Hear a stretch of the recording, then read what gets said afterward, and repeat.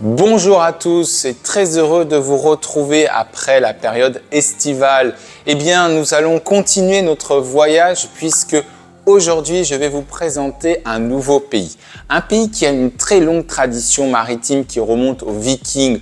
Encore aujourd'hui, 10% des marchandises transportées dans le monde est fait par des conteneurs de ce pays. Un pays qui est placé sous l'élégance puisque effectivement, au-delà de ces châteaux somptueux, eh bien, le pays a pour animal national le cygne. Un vieux pays aussi puisque effectivement, ils ont l'un des plus vieux drapeaux au monde et je vous expliquerai pourquoi. Un pays qui a également une pratique très développée du vélo. Effectivement, c'est l'un des pays les plus plats d'Europe et je ne vous parle pas des Pays-Bas. Un pays qui n'a pas de mots pour dire s'il vous plaît, mais pour autant les gens sont très courtois. Un pays qui sait s'amuser puisque les deux plus vieux parcs d'attractions au monde y sont. Un pays qui est très écologique puisque la moitié de l'énergie de ce pays vient de l'éolien. Enfin, un pays qui a aussi inventé le Lego et le handball. Eh bien, ce pays, c'est le Danemark. Et si le reste de la vidéo vous intéresse, eh bien, je vous invite fortement à regarder ce qui suit.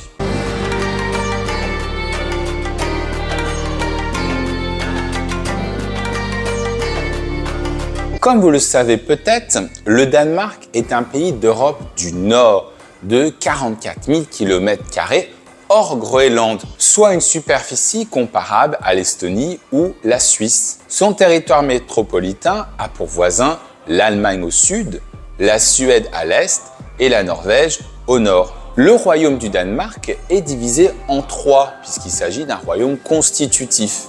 D'abord, le territoire métropolitain que nous allons aborder aujourd'hui, les îles Féroé que nous allons également aborder et le Groenland. Je vous invite fortement à regarder la vidéo à ce sujet. À noter que seul le territoire métropolitain fait partie de l'Union européenne. Le nom Danemark vient justement de mot Dan qui désignait les ancêtres des Danois, les Danes, et mark qui signifiait la marche des Danois.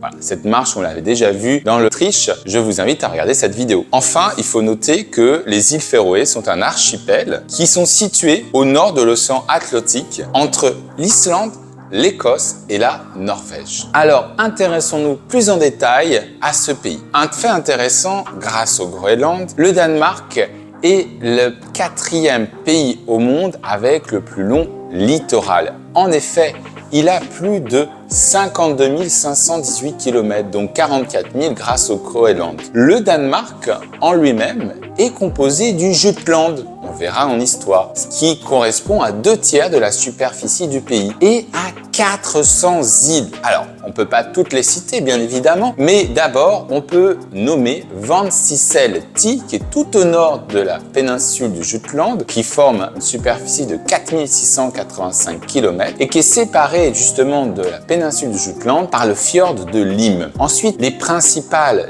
îles de Danemark sont situées plutôt à l'est. D'abord, il faut nommer Sealand ou Sealand, qui a une superficie de 7 031 km² et Funen ou Fun, qui a une superficie de 2 984 km à l'est. Bien évidemment, il ne faut pas oublier l'île de Bornholm et les îles Féroé. Ce territoire métropolitain est entouré à l'ouest de la mer du Nord. Alors pour rappel, la mer du Nord est une mer bordillère de l'océan Atlantique et aussi le Skagerrak. Alors Skagerrak, c'est tout simplement un bras de mer entre la Norvège et le Danemark. Puis le Kattegat, qui est plutôt entre le Danemark et la Suède. Et ce Kattegat va justement communiquer avec plusieurs détroits très importants qui ont une importance très significative dans l'histoire du Danemark, notamment l'Øresund au sud-est, le Grand Belt au sud et le Petit Belt au sud-ouest. Enfin, il faut noter à l'est la mer Baltique où on retrouve l'île de Bornholm. L'altitude moyenne du Danemark est de 31 mètres, ce qui signifie que c'est l'un des pays les plus plats au monde, avec les Pays-Bas, le Qatar, Singapour ou les Maldives, et ce qui explique la pratique du vélo. En effet, le point culminant du Danemark est le mont Iding à 173 mètres. Le plus long fleuve du pays, lui, est le Gudeno à 158 km. À noter enfin que le climat est océanique sur le Jutland, et il est plutôt continental à l'est sur les îles. Alors, intéressons plus en détail à la géographie humaine. La population du Danemark est de 6 millions d'habitants pour une densité de 130 habitants au kilomètre carré, donc c'est une densité plus forte qu'en France. 90% des Danois vivent en ville contre seulement 10%. Donc vous avez très peu de fermes isolées. Donc intéressons-nous plus en détail aux villes. Alors, dans les villes, il faut d'abord noter Copenhague. Copenhague, c'est 1,3 million d'habitants.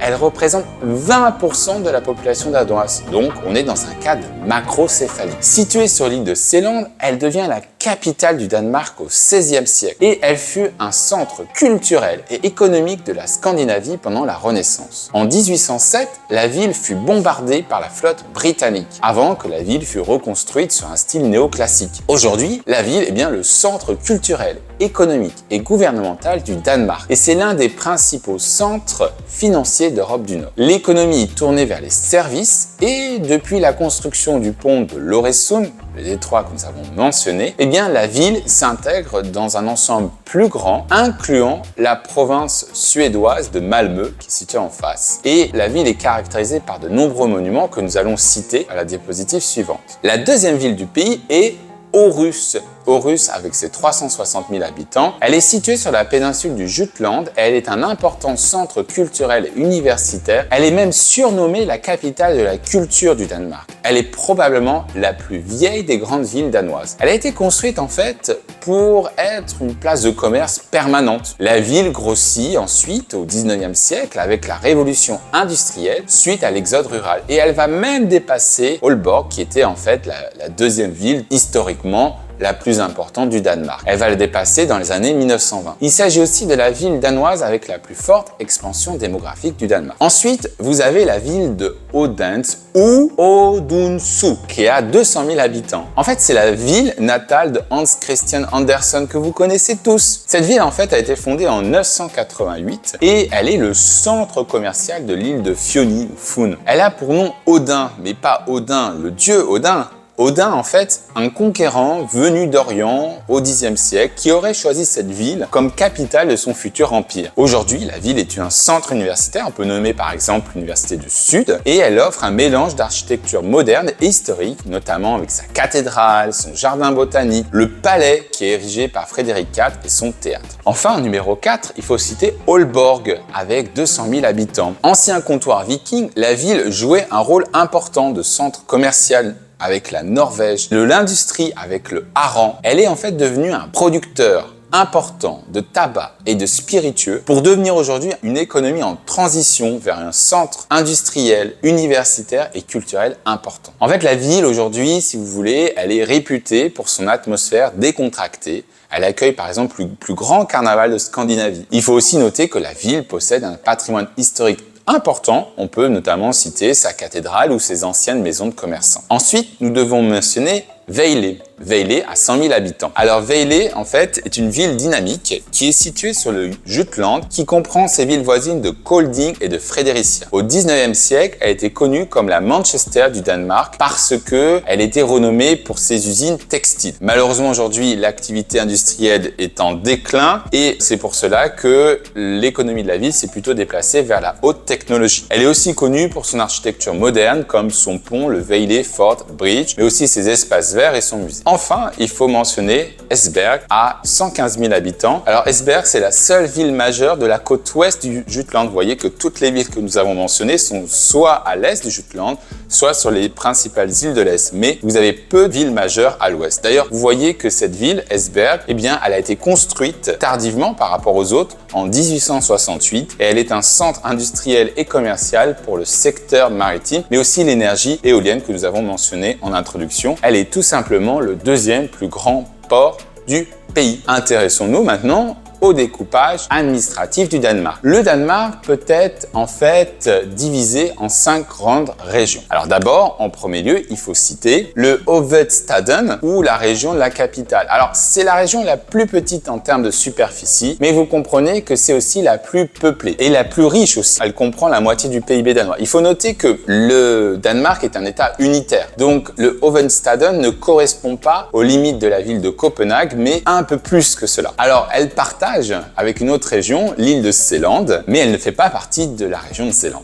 On verra après. Elle inclut également l'île de Bornholm qui est située à 150 km à l'est de Copenhague, alors qu'elle est située seulement à 36 km de la Suède. Alors cette île est un peu à part parce que effectivement, elle fut danoise, puis suédoise, puis rendue après le traité de Copenhague de 1660 aux Danois. Et assez intéressant, elle fut aussi occupée par les Soviétiques pendant la Seconde Guerre mondiale parce que l'île occupe une position stratégique dans la mer Baltique. En numéro 2, il faut citer la Zélande. Alors la Zélande, la région de la Zélande, se trouve logiquement dans l'île de Zélande et vous avez compris qu'elle regroupe toute la Zélande sauf le Hovedstaden que nous avons cité auparavant. Elle inclut donc les villes de Roskilde, Storström et Västgötland et elle représente pas moins de 10% du PIB danois. Ensuite, en numéro 3, il faut situer le Jutland du Nord. Le Jutland du Nord, c'est la région la plus septentrionale du pays. Elle offre à cet effet des liaisons maritimes quotidiennes avec la Norvège, avec aussi Gotland en Suède. On y trouve aussi Skagen, donc ce sont des plages que je vais mentionner ultérieurement. Et la région tourne autour d'un pôle,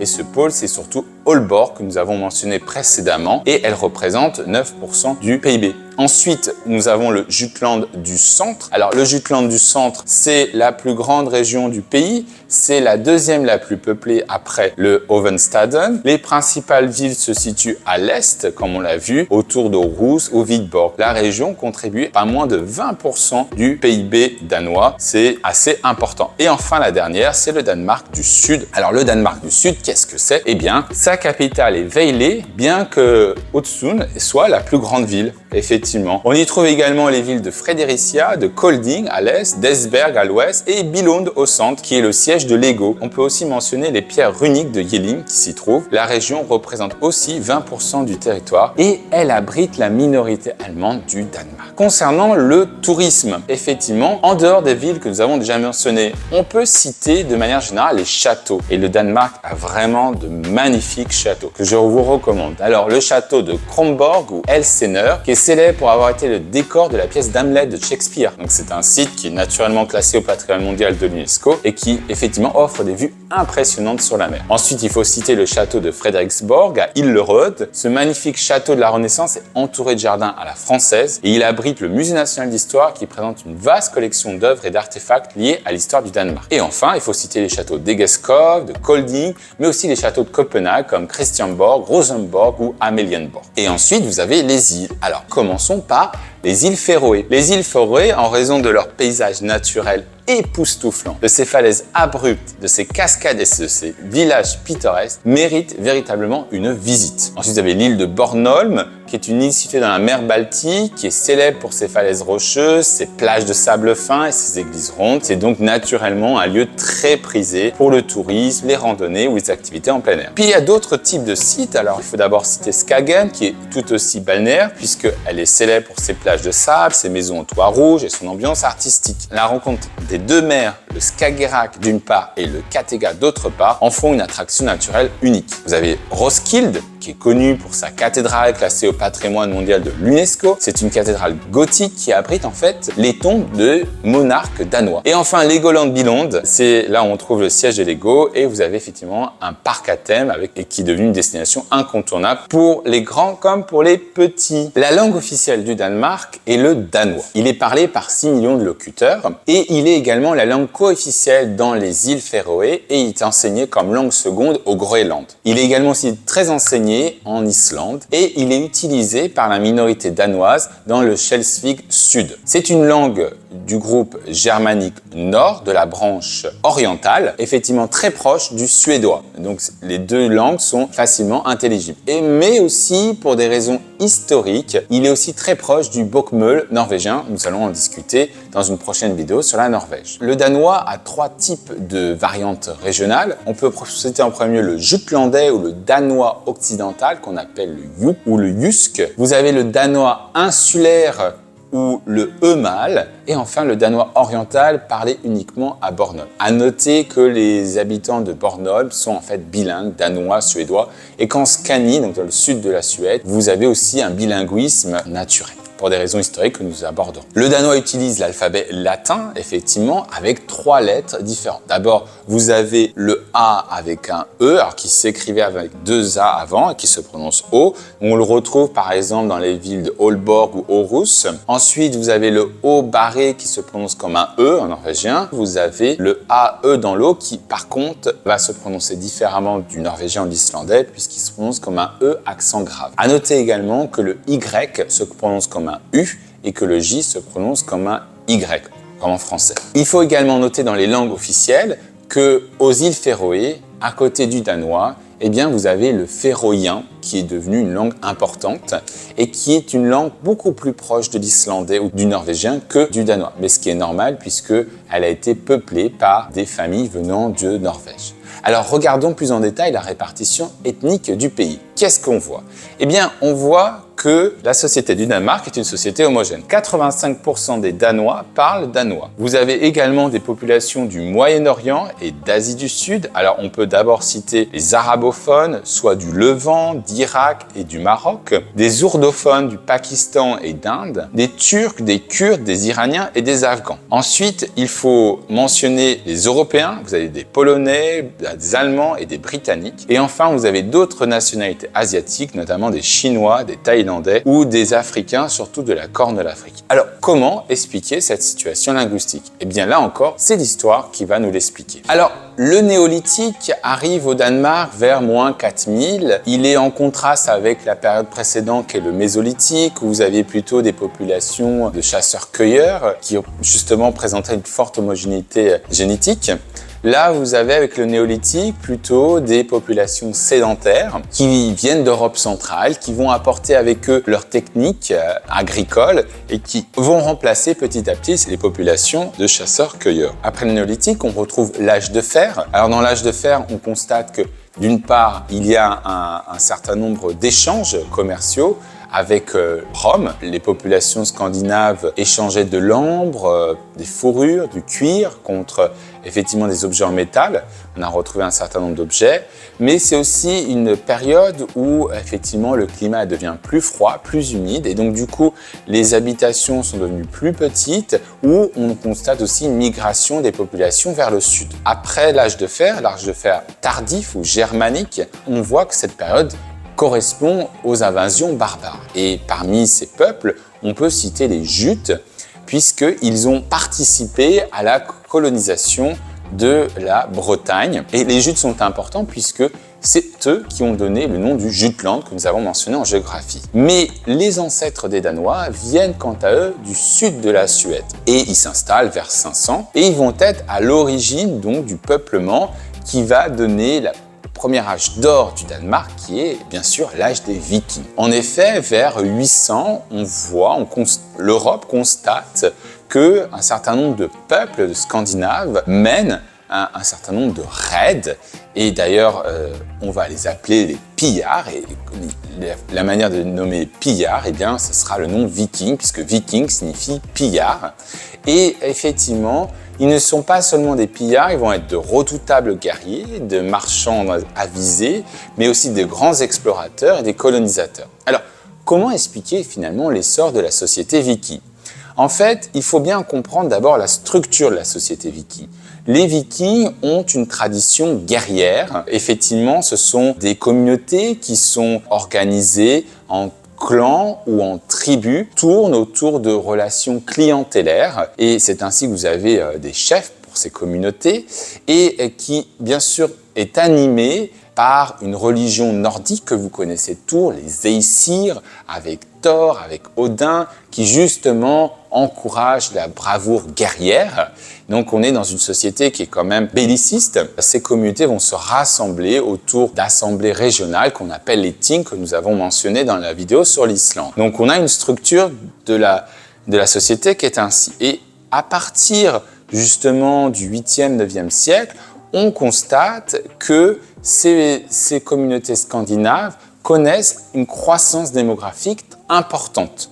Alors, notamment en raison de l'optimal climatique médiéval que nous avons mentionné dans la vidéo sur le Groenland, mais aussi en raison de l'amélioration des techniques agricoles. Et puis, ces populations qui, au Danemark, comme en Norvège ou en Suède, vivent principalement sur le littoral. Donc effectivement, au Danemark, il y a des fjords, il y en a plus de 30 par exemple, eh bien, vont effectivement, au contact de la mer, améliorer leur technique d'innovation en termes de navigation. Et vous connaissez tous effectivement le drakkar, mais nous pouvons également mentionner leur connaissance cartographique ou l'utilisation des étoiles et du soleil pour s'orienter. Enfin, en menant ces raids, effectivement, ces communautés vikings développent une sensibilité, développent des possibilités nouvelles en termes de débouchés économiques qui vont justement permettre à d'autres vikings de venir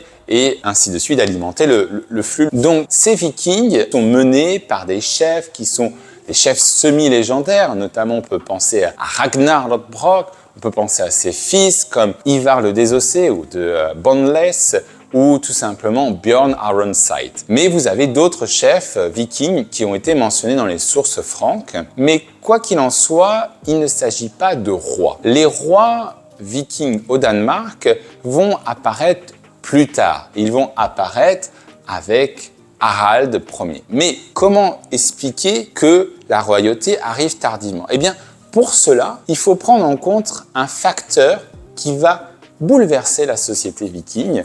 C'est en fait l'essor du christianisme. Comme je l'ai mentionné, la société viking est une société païenne. Mais au contact, puisque je l'ai dit également, ce sont des commerçants, au contact des autres royaumes principalement chrétiens, l'Angleterre, le Saint-Empire romain germanique, la Francie occidentale qui va devenir la France, ou la Rousse de Kiev, donc des royaumes plutôt chrétiens, eh bien, les Vikings vont effectivement pas seulement échanger des objets, mais aussi échanger des idées. Parmi ces idées, effectivement, figure le christianisme. Et puis, vous avez aussi des missions d'évangélisation. On peut notamment nommer Ansgar de Brême, qui est un moine d'origine française, et qui va, par ses missions, évangéliser notamment la Suède, mais qui va devenir le saint patron du Danemark. Vous avez également, une fois que la royauté est installée, la conversion officielle, et puis on peut aussi signaler le fait de choisir des fêtes païennes comme des fêtes chrétiennes. Par exemple, le fait de choisir la Toussaint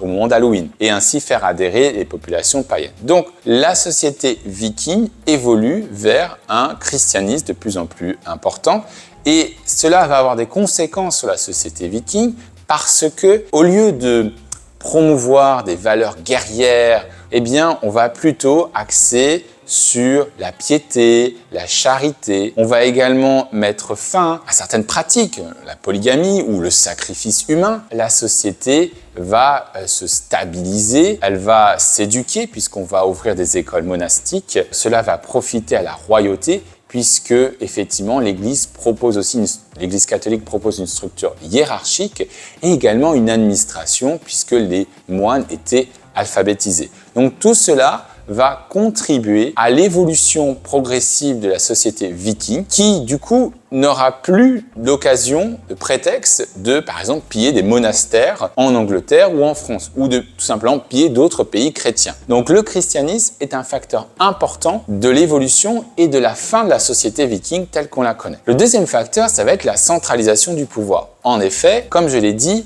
Ragnar Lodbrok n'était pas un roi.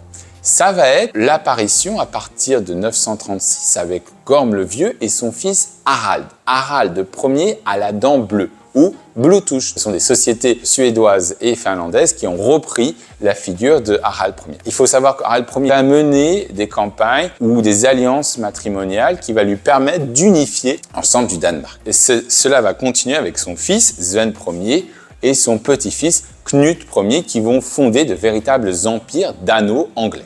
Et puis, au lieu de mener des raids qui sont effectivement une source d'enrichissement à court terme, eh bien, on va plus en plus s'orienter vers des échanges commerciaux sur le long terme et donc un enrichissement plus stable et plus long. Et enfin, les relations diplomatiques changent. Vous avez un affermissement du Saint-Empire romain germanique qui conduisent à ce que la royauté apparaisse à l'âge des Vikings et que cette royauté, avec les autres facteurs, va de plus en plus conduire à une société danoise qui va être intégrée à la société médiévale. On considère vers la fin du XIe siècle, la société danoise adopte les traits du féodalisme. Et les traits du féodalisme, aussi bizarrement qu'elles puissent paraître, autant elle a permis l'essor de la royauté, autant elle va aussi contribuer à son affaiblissement et également, d'un autre côté, au pouvoir croissant de l'Église. En effet, le dernier roi viking danois va être Sven II. Fin de son règne, on va assister malheureusement à un siècle de guerre civile. D'ailleurs, même les ducs de Holstein vont gouverner de facto le Danemark. Si vous voulez,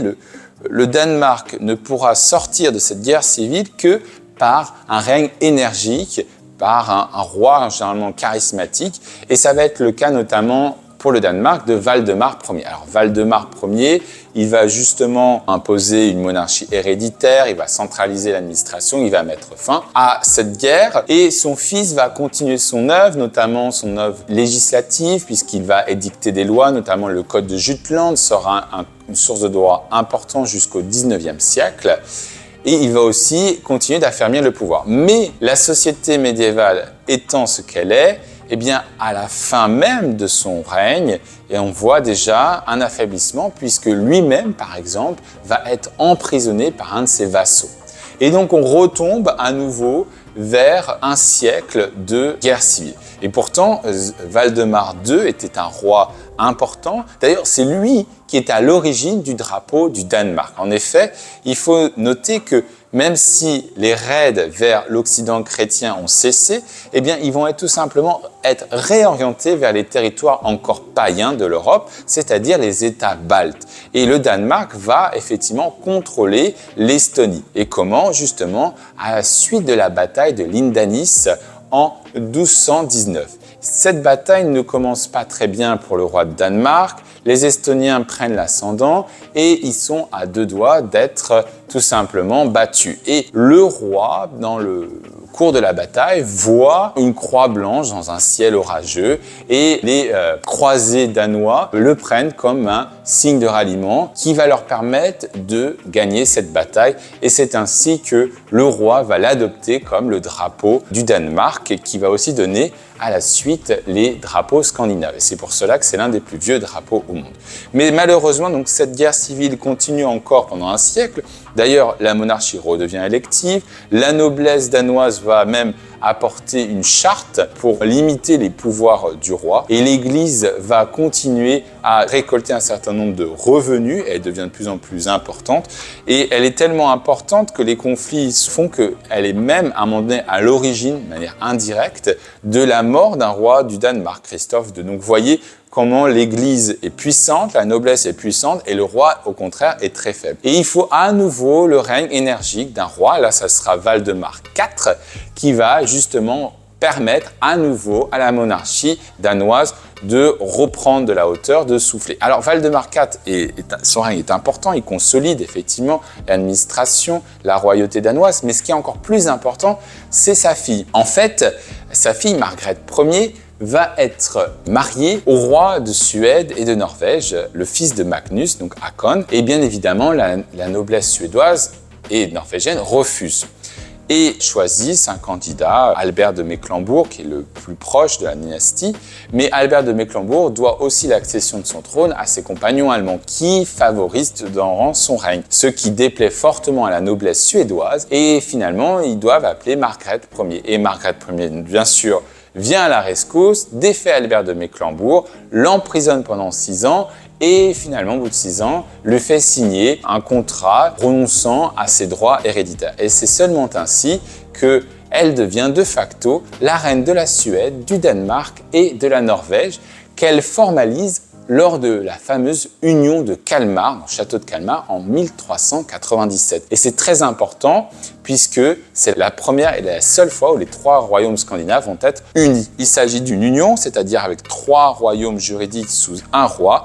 Malheureusement, son fils ne survit pas. Elle choisit son petit-neveu Éric de Poméranie qui se montre complètement incompétent, ainsi que ses successeurs. Et c'est ainsi que, même si l'union de Kalmar permet au Danemark d'avoir l'hégémonie sur la Scandinavie, notamment sur la Ligue hanséatique, eh bien cette union ne dure pas. Et justement, lorsqu'elle éclate cette union, eh bien la noblesse danoise revendique ses anciens droits. Elle va être à l'origine de chute de Christian II, du roi du Danemark. Alors pourquoi? Parce qu'en fait, justement, Christian II ainsi que son père, Jean Ier, se méfiaient de la noblesse et favorisaient constamment des roturiers qui auraient pu leur permettre d'éloigner la noblesse et diminuer leur pouvoir. Mais la noblesse ne se laisse pas faire et elle va choisir Frédéric Ier qui, du coup, est obligé d'être très sympathique avec la noblesse, d'être très enclin. Au XVe siècle, la noblesse est une caste à part. Déjà, le nombre diminue entre avant et après le XVe siècle, notamment le fait qu'avant le XVe siècle, pour être noble, il fallait prouver qu'on devait fournir des hommes. En retour, ils étaient exemptés d'impôts, puisque effectivement, la force de la noblesse, c'est qu'elle ne paye pas d'impôts. Mais aussi, elle va s'enrichir, elle va réunir de vastes propriétés, et c'est pour ça que c'est l'âge d'or de la noblesse, et elle va même resserrer les liens avec les paysans en instaurant une forme de servage qu'on appelle le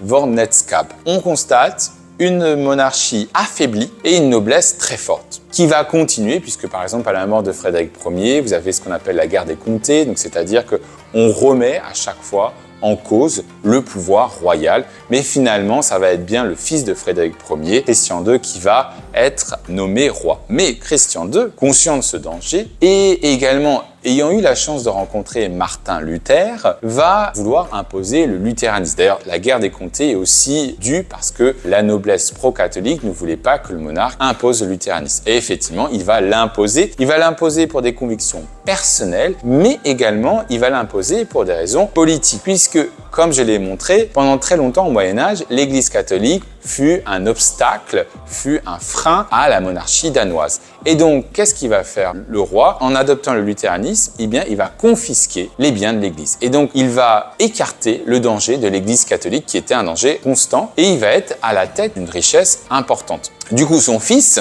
Frédéric II, va justement penser qu'il peut rétablir l'union de Kalmar avec cette nouvelle richesse. Et il va en fait déclencher non seulement la guerre de 7 ans scandinave, qui est une guerre désastreuse pour le Danemark comme pour la Suède, mais il va aussi déclencher une très longue rivalité armée entre les deux pays. Et cette guerre de 7 ans scandinave, en fait, elle va, côté suédois, déboucher sur une armée permanente et qui sera toujours source de problèmes pour le Danemark puisqu'ils auront l'ascendant. Et n'oublions pas, le Danemark est en fait affaibli à cause de la noblesse. Et c'est ainsi que le successeur Christian IV, non seulement il n'arrive pas à obtenir un résultat concret lors de la guerre de Kalmar de 1611 à 1613, mais pendant le conflit majeur du XVIIe siècle, qui est la guerre de 30 ans, eh bien le Danemark perd tout simplement son leadership protestant. Il n'arrive pas à juguler les vagues catholiques. Et qui va prendre ce leadership? Ça va être justement la Suède. Et la Suède, comprenant que le Danemark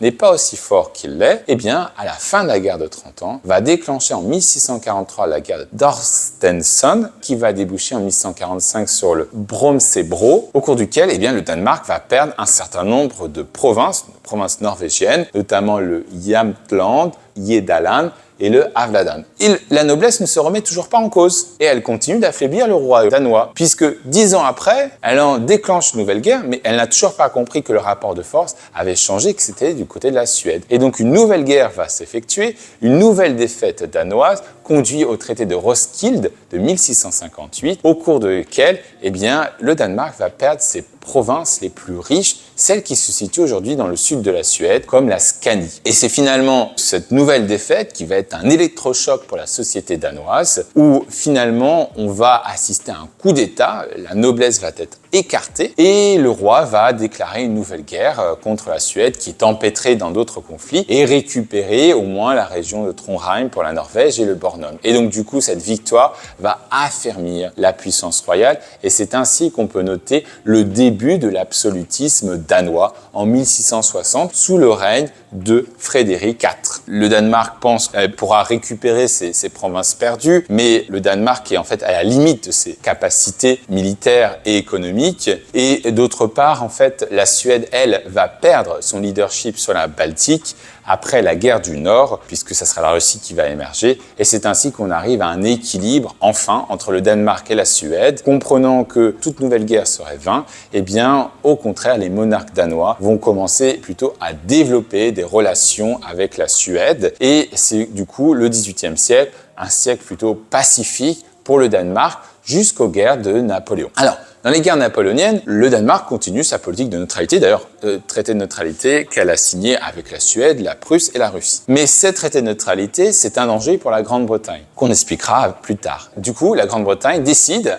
de bombarder la flotte danoise à Copenhague en 1800. Et elle remet ça en 1807 où elle détruit complètement la ville de Copenhague. Du coup, le Danemark est obligé d'aller vers Napoléon puisque effectivement, le but c'était que la flotte danoise ne tombe pas dans les mains de Napoléon. Ça c'est la raison, le prétexte pour le bombardement de Copenhague. Donc le Danemark finit dans le camp de Napoléon et du coup se retrouve dans le camp des perdants. Et en 1814, au traité de Kiel, les grandes puissances européennes détachent la Norvège du Danemark. Alors, le Danemark conserve toutefois ses îles sur l'Islande, les îles Féroé et le Groenland. C'est un tournant pour l'absolutisme, puisqu'on a dit que ce coup d'État effectué contre la noblesse vers le XVIIe siècle a été rendu possible grâce à l'Église, bien sûr, terrienne, mais aussi grâce à la bourgeoisie. La bourgeoisie, au XIXe siècle, est différente. Elle a changé, elle a été inspirée par les idées des Lumières, elle a aussi vécu les défaites militaires du Danemark, et d'ailleurs c'est elle qui est responsable de la stabilité au XVIIIe siècle, puisque pour faire des affaires, on a besoin de stabilité. Et donc là, au XIXe siècle, elle inspire un peu plus de parlementarisme. Et c'est ainsi que, sous la pression de la bourgeoisie, eh bien, le libéralisme s'échappe, et le roi Frédéric VII est obligé d'adopter une constitution, et on passe d'une monarchie absolue à une monarchie parlementaire. Le deuxième courant important au XIXe siècle, au-delà du libéralisme, ça va être le nationalisme. Il reste quand même dans le territoire métropolitain,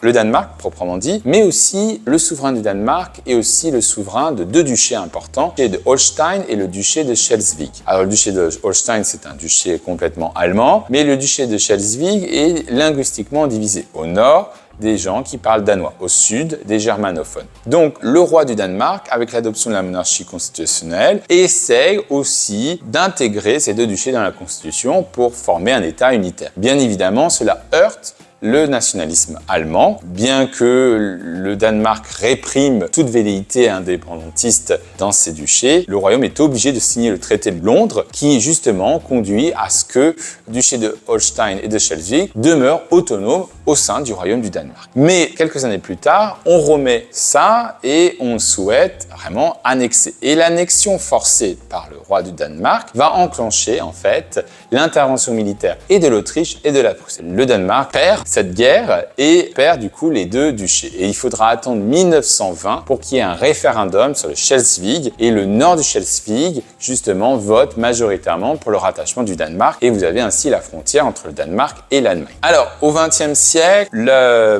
monarchie constitutionnelle continue, le royaume demeure neutre pendant la Première Guerre mondiale mais souffre terriblement économiquement puisque c'est un petit pays qui souffre du blocus. En 1920, on a ce qu'on appelle la crise de pacte duquel effectivement on voit la dernière intervention du roi, le roi étant mêlé dans les affaires. À la suite de cela, le gouvernement refuse d'appliquer un ordre du roi. Des manifestations immenses se suivent et effectivement le roi est obligé de reconnaître le fait et c'est à partir de la crise de Pâques de 1920 que le roi a plus qu'un rôle symbolique, le pouvoir étant complètement dans le gouvernement. Ensuite, au cours du XXe siècle, le Danemark va être envahi par les Allemands nazis, ce qui aura pour conséquence, comme on l'a vu sur les vidéos sur l'Islande, que le pays sera détaché. Ensuite, en 1953, le Danemark va adopter sa constitution actuelle, avec des conséquences, comme on l'a vu sur le Groenland, mais aussi sur les îles Féroé, et un changement où on reconnaît enfin une reine, puisque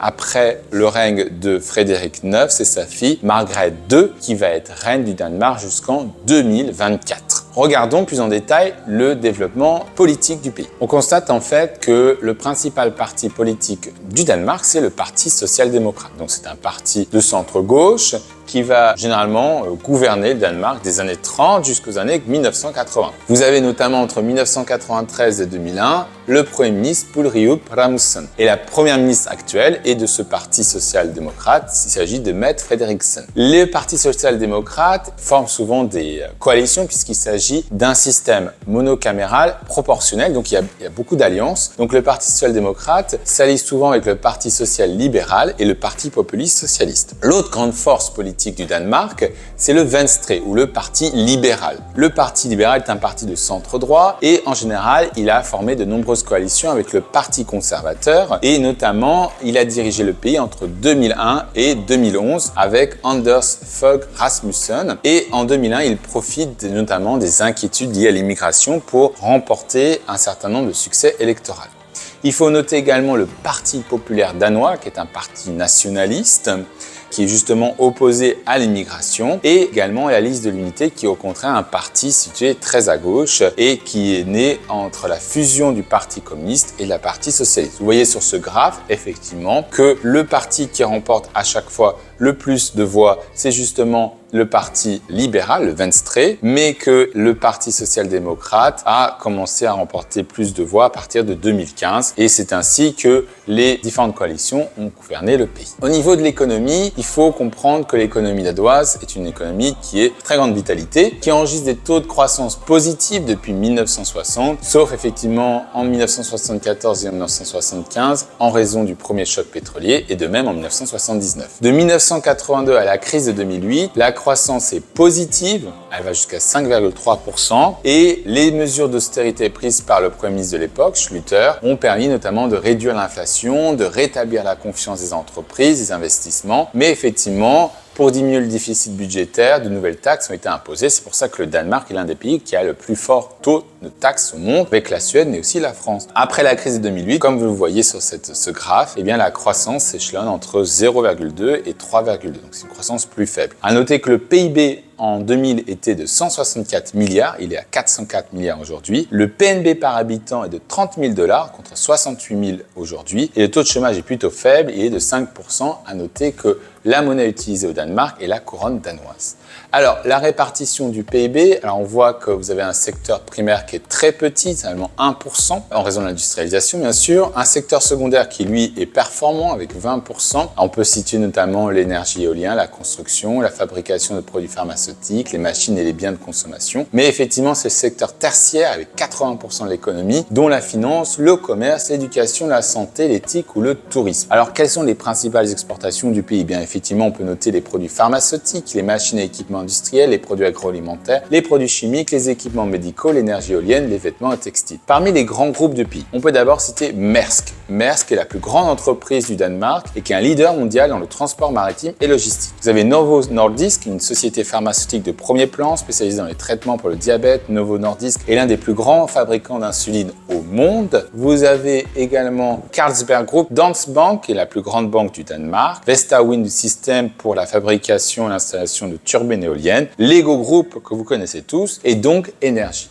Concernant la culture, alors on peut d'abord nommer Willem Amershøi, qui est un peintre connu pour ses œuvres, mais aussi Bjørn Nørgaard, qui est un sculpteur et un artiste de performance. On doit aussi citer Asgeir Jorn, un des membres fondateurs du groupe Cobra, un mouvement artistique avant-gardiste. Concernant les écrivains, il faut effectivement mentionner Hans Christian Andersen, qui est mondialement connu parce qu'il a écrit des contes de fées tels que La Petite Sirène, La Reine des Neiges ou Le Vilain Petit Canard. Et ces contes ont été traduits dans de nombreuses langues. Mais également Karen Blixen, une autre écrivaine connue internationalement. C'est elle qui a justement été l'auteur de Out of Africa. Søren Kierkegaard, qui est aussi un philosophe, qui est le père de l'existentialisme. Concernant les scientifiques, il faut citer Niels Bohr, Tycho Brahe ou Ig Lehmann. Pour la cuisine, je dois d'abord parler du smørrebrød, qui sont des sandwichs effectivement typiquement faits avec du pain de seigle. Vous pouvez mettre divers ingrédients. Vous avez le frikadeller, qui sont des boulettes de viande danoises, soit de porc, de bœuf. Vous avez le flæskesteg, qui est un rôti de porc traditionnel danois. Le rødgrød med fløde, qui est un dessert classique danois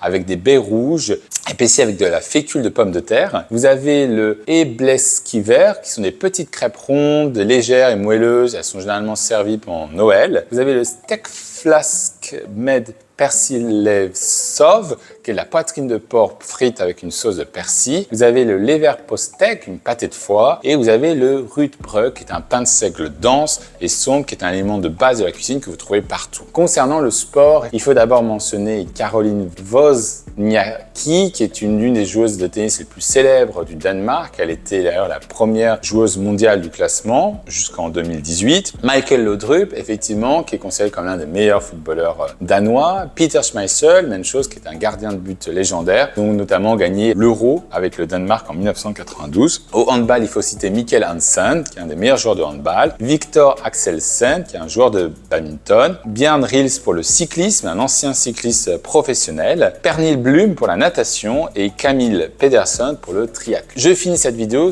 pour expliquer quels sont les défis du Danemark. Alors les défis sont d'abord géopolitiques, notamment l'indépendance du Groenland, qui va avoir effectivement une énorme conséquence sur le Danemark. Ensuite, les défis plutôt politiques, économiques, puisque en fait, cette société très homogène a vu l'apparition d'un certain nombre d'expatriés et se pose du coup la question de l'intégration socio-économique et d'éviter des possibles tensions raciales. Le défi économique, puisque comme l'Europe, le Danemark est un pays en plein vieillissement, donc il faut trouver une main-d'œuvre et aussi plus spécifique, le problème du logement, la cherté du logement à Copenhague. Et enfin, les défis environnementaux. On a vu qu'effectivement, c'est un pays qui s'investit énormément dans la lutte du changement climatique, notamment pour l'énergie éolienne.